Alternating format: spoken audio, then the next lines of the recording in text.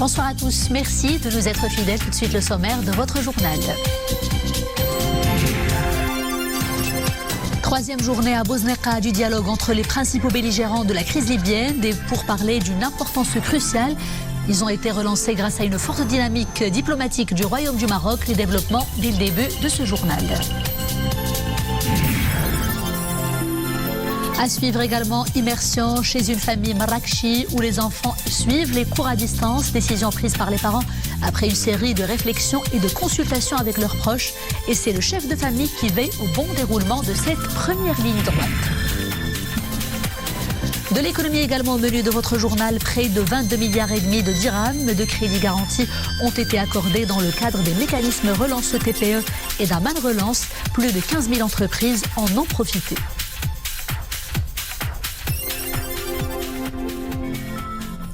Bonsoir. Les séances du dialogue libyen entre les principaux belligérants se sont poursuivies aujourd'hui à Bosneka pour la troisième journée consécutive.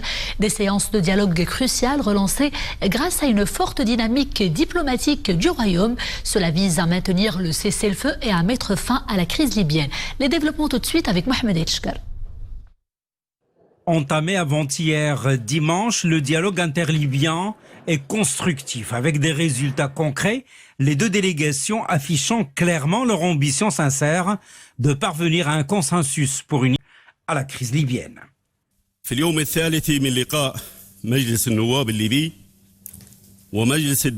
Au troisième jour de la rencontre entre la Chambre libyenne des représentants et le Haut Conseil de l'État libyen, rencontre tenue dans le Royaume du Maroc, frère, le dialogue politique se déroule de façon positive et constructive. Tout le monde ambitionne de parvenir à des résultats concrets, à même d'aplanir le terrain vers l'aboutissement du processus politique global sur l'ensemble du territoire national libyen. Des ententes importantes ont été réalisées, comportant l'établissement de normes claires, tendant à éradiquer la corruption et la lapidation des fonds publics et à mettre fin à l'état de division institutionnelle. تهدف للقضاء على الفساد والإهدار في المال العام وإنهاء حالة الانقسام المؤسساتي. Ce dialogue libyen intervient quelques semaines après la visite au Maroc du président du Haut Conseil d'État libyen Khalid El-Mashri et du président du Parlement libyen Aguila Salah à l'invitation du président de la Chambre des représentants du Royaume. Il fait également suite à la visite au Maroc de Madame Stephanie Williams, représentante spéciale et chef de la mission d'appui des Nations Unies en Libye par intérim, représentante spéciale adjointe du secrétaire général de l'Organisation des Nations Unies, visite dans le cadre des consultations qu'elle mène avec les parties libyennes ainsi qu'avec les partenaires régionaux et internationaux en vue de trouver une solution à la crise libyenne.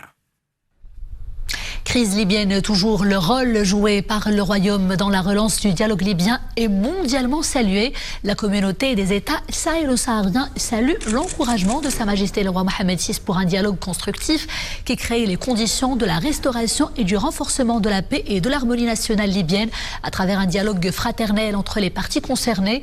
L'Union africaine salue, je cite, les efforts considérables du Maroc qui a réuni les représentants du Parlement et du Haut Conseil d'État libyen dans le but de parvenir à une solution politique à la crise libyenne. L'Union européenne, par l'intermédiaire de son porte-parole, se dit reconnaissante au Maroc pour son rôle actif dans la résolution du conflit libyen. À Rome, le président de la Commission des Affaires étrangères de la Chambre des députés italienne a salué ce matin, je cite, les efforts du Maroc dans le dialogue interlibyen. Le lancement à Bosneka sous le parrainage du Maroc et avec l'accord des Nations Unies de pourparlers entre les représentants du gouvernement de Tripoli et l'Assemblée parlementaire de Tobrouk est un pas en avant important dans la consolidation du cessez-le-feu et pour entamer un processus en vue d'une solution politique à la crise libyenne, a estimé Piero Fassino, président de la Commission des Affaires étrangères de la Chambre des députés italienne. Et enfin, la Ligue arabe salue les efforts déployés par Rabat pour faire avancer le dialogue politique entre les parties libyennes, affirmant qu'elle suit le cours de ce dialogue crucial visant à parvenir à une solution pacifique souhaitée de la situation en Libye. À présent, les principaux indicateurs de l'évolution de l'épidémie du coronavirus au Maroc. 33 nouveaux décès ont été enregistrés pendant ces dernières 24 heures malheureusement pour 1143 guérisons. Les nouvelles infections s'élèvent quant à elles à 1941 nouveaux cas. Autre indicateur très important, celui des cas graves ou critiques qui s'élève pour atteindre 240 au total. 51 patients parmi eux sont intubés. Pour ce qui est des cas actifs, ils sont au nombre de 17 055 patients avec une prévalence de l'ordre de 47 pour 100 000 habitants, soit une prévalence qui évolue plutôt dangereusement vers le seuil d'alerte. Et comme nous ne cessons de le rappeler dans nos différents bulletins d'information, protégeons-nous les uns les autres par le port du masque et par le respect des autres gestes barrières. Casablanca est particulièrement concernée par ces chiffres galopants, des indicateurs rouges très alarmants, tout aussi alarmants que la situation dans les unités de réanimation, des unités qui, comme vous le savez, sont au bord de la saturation, même si elles sont le service névralgique de la bataille anti-Covid-19. Sur place, le reportage de Fatma Tabout, Mustafa Ouda et Oumaima Ramli. Franchir les portes du service de réanimation suffit pour voir à quel point le coronavirus a fait des ravages. Dans les hôpitaux casablancais, le constat est sans appel. Derrière ces parois, des patients jeunes, d'autres moins jeunes, luttent pour leur vie. Le combat contre la Covid-19 est sans merci. Les soldats en blouse blanche, pourtant bien armés, croulent sous le nombre galopant des patients graves. Tous les cas admis à l'hôpital Moulay Youssef sont dans un état grave ou critique.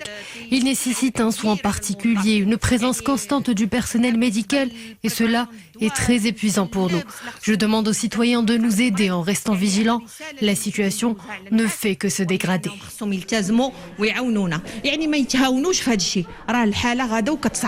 Une dégradation due au nombre croissant des cas Covid confirmés. Hier, ils ont été 416 cas recensés dans la seule métropole casablancaise.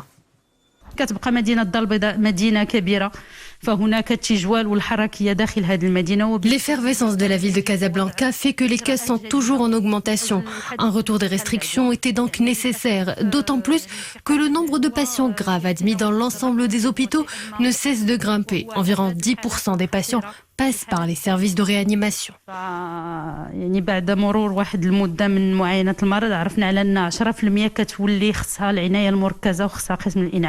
Et pour casser la chaîne de contamination, la métropole est depuis hier midi en quarantaine.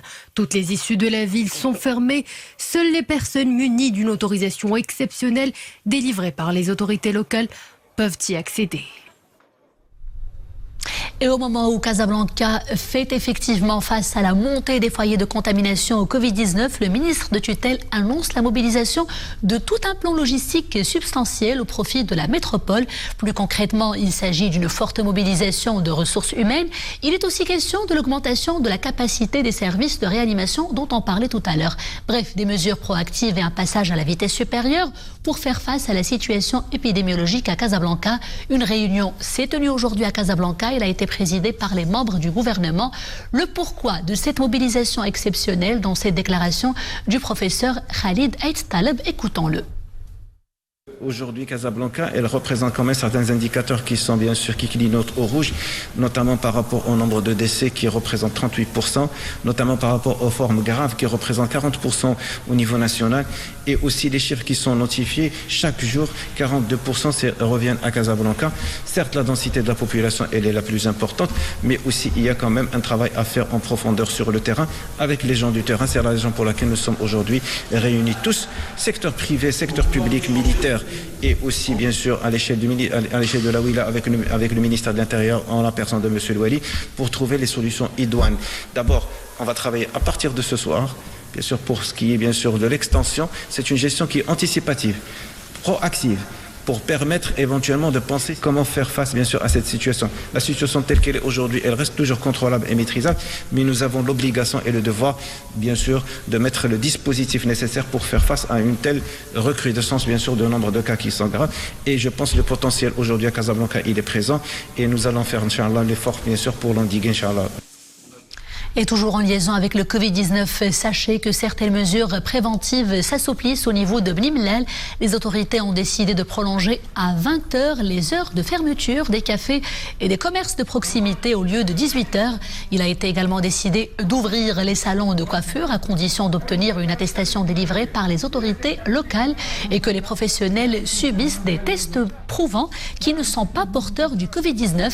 Les autorités locales ont également décidé d'augmenter le nombre de passagers dans un seul petit taxi à 3 personnes au lieu de 2 auparavant. Les hammams, les salles de jeu et les stades de proximité ont été maintenus fermés alors que les heures de fermeture des grandes surfaces restent inchangées, c'est-à-dire toujours fixées à 20h. L'année scolaire 2020-2021 a démarré hier dans les 4 coins du royaume. Covid-19 oblige un dispositif rigoureux et partout adopté pour la réussite de cette rentrée inédite. La nouvelle année scolaire est marquée par l'alternance entre l'enseignement en présentiel et à distance, une option choisie par le ministère de tutelle pour assurer aux élèves un enseignement dans les meilleures conditions. Rappelons que 3 modèles sont en vigueur selon les différents scénarios qui peuvent s'imposer dans les prochains jours. Le premier prévoit l'adoption de l'enseignement en présentiel. Le deuxième porte sur l'alternance entre l'enseignement présentiel et l'auto-enseignement. Pour ce qui est du troisième modèle, eh bien, il concerne l'adoption de l'enseignement à distance. Et focus justement sur cette troisième option, l'enseignement à distance après moult réflexions. Cette option a été choisie par plusieurs familles marocaines. Rien ne remplace certes l'ambiance chaleureuse de la classe et la présence physique du professeur, mais les parents ayant opté pour cette formule en paraît-il leur raison. À Marrakech, le reportage de Soumia Belayachi et Mouhtassim Bilal Bouazaoui sur un récit de Nissa El Hamdaoui. L'ambiance est studieuse à la maison. La rentrée scolaire à distance semble imposer tout un rituel chez les Benouali. Les yeux braqués sur leur écran d'ordinateur, Marwa et Mohamed suivent leurs cours dispensés en temps réel par leur enseignant à l'école. Leur papa est là pour leur mettre le pied à l'étrier. Normal. Monsieur Benouali est lui-même enseignant. Pour ses enfants, les cours sous l'œil attentif du papa prennent des allures d'une rentrée scolaire en bonne et due forme. Ou presque. L'école me manque, tout comme mes camarades de classe et mes profs. Après avoir consulté mon papa et ma maman, j'ai décidé de suivre mes cours à distance. J'aurais aimé revenir à l'école, mais mon père m'en a empêché, car pour lui, l'enseignement en présentiel en cette période m'exposerait au danger de contamination. Pour ce père de famille, le choix de l'enseignement à distance s'est imposé par lui-même. Mais c'est une décision bien réfléchie, à voix haute, avec les siens. Je n'ai pas été le seul à prendre cette décision. Nous sommes un groupe d'amis et de membres de la famille à avoir opté pour cette formule d'enseignement, par souci de préservation de la santé de nos enfants.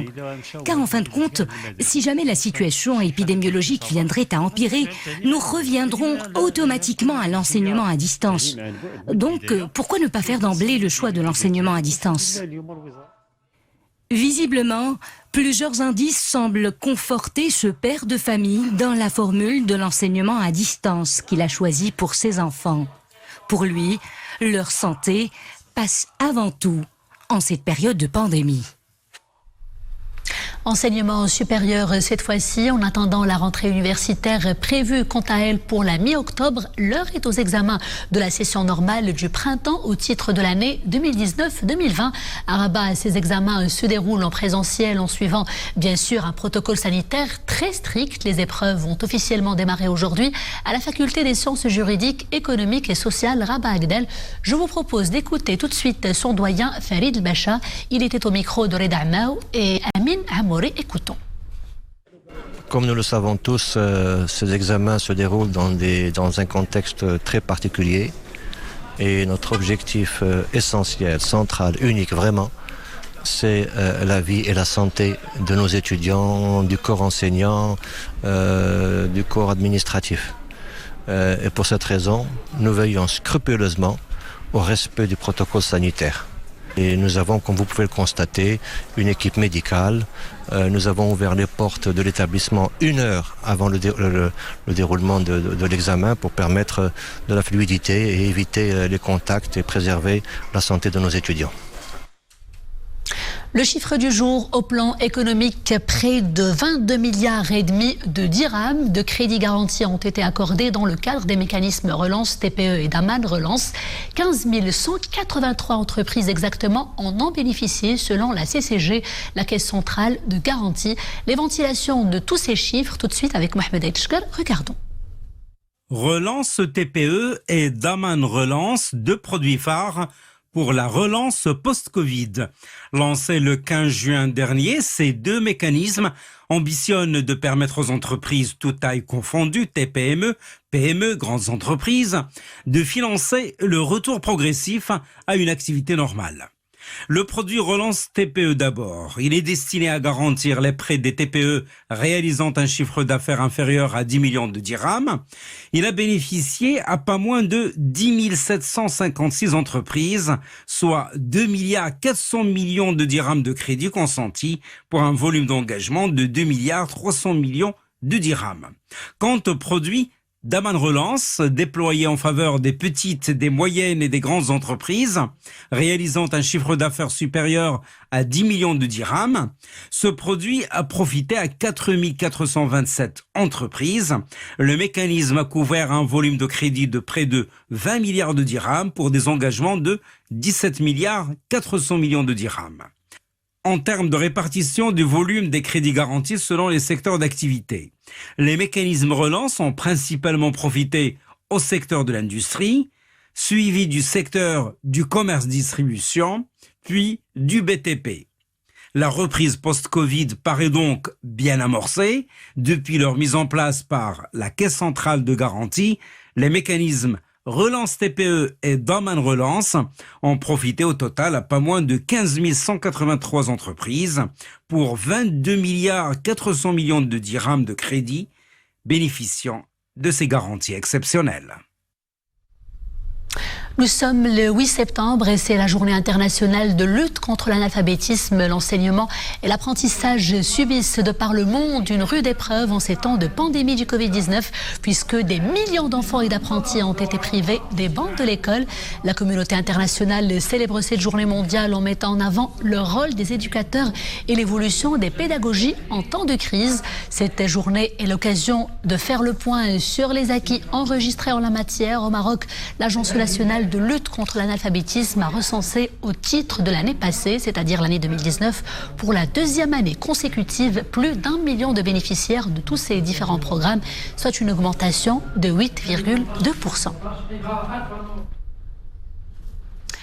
Pour les philosophes, il est souvent perçu comme un changement irréversible. Pour les écrivains, il renvoie à la finitude des hommes. Et pour les capitalistes, il rime avec argent et productivité.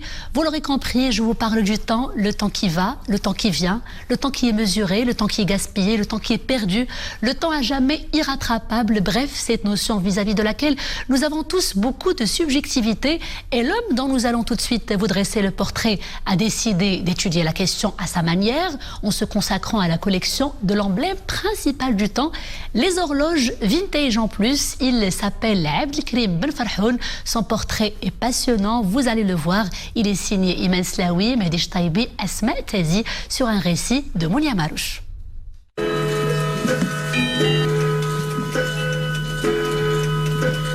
Au bout de chaque heure, un concert d'horloges résonne dans toute la maison. Des coucous, des carillons, des petites horloges aux plus grandes émerveillent les oreilles des visiteurs. Des petits bouts de patrimoine auxquels Abdelkrim voue une passion viscérale et un amour indescriptible.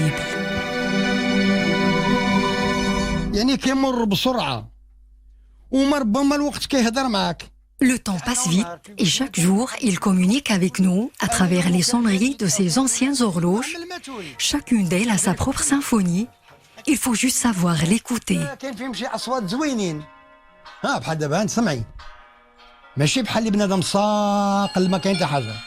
Cette complicité entre ce monstrophile et ses accessoires tant chéris ne date pas d'hier.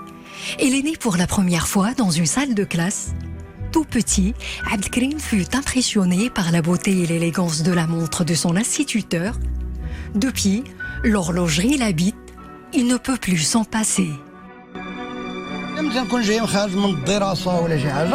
Un jour, en sortant de l'école, j'ai collecté plusieurs bouchons de bouteilles et avec ces petites pièces seulement, j'ai réussi à fabriquer une montre. J'étais aux anges.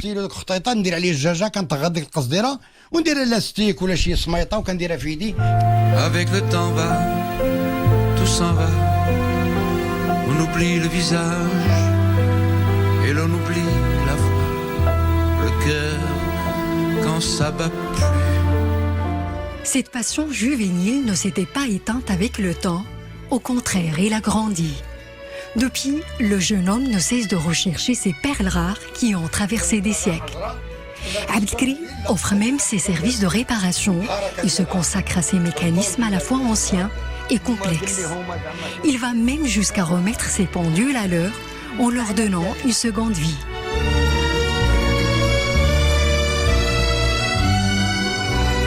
Cette horloge, je l'ai acquise en 87. J'étais curieux de découvrir son mécanisme.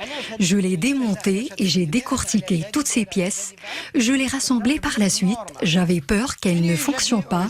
Et pourtant, son démontage n'a pas altéré son fonctionnement. J'en étais rassurée. Je ne peux plus être à l'aise si l'une de mes montres ne marche pas. كنمشي خصنا نصلحها ولا باس وملي كنصلحها وتكون خدامه وشاده الوقت ديالها عاد كيعجبني الحال. Horloge, pendule, montre et réveil, l'univers de l'horlogerie n'a pas de secret pour ce passionné qui en possède une étonnante collection.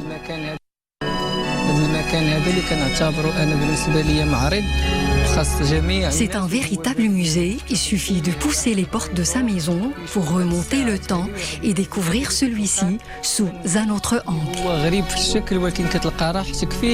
Dans ce bric-à-brac enchanté où le temps paraît juste suspendu, l'heure tourne, le temps passe et Abdelkrim a encore tellement d'histoires à raconter sur ces tic-tac qui rythment sa vie. Léo Ferré avait raison, avec le temps, tout va, tout s'en va et moi aussi je m'en vais en vous souhaitant une belle soirée. D'ici là, portez-vous bien et surtout profitez bien de votre temps.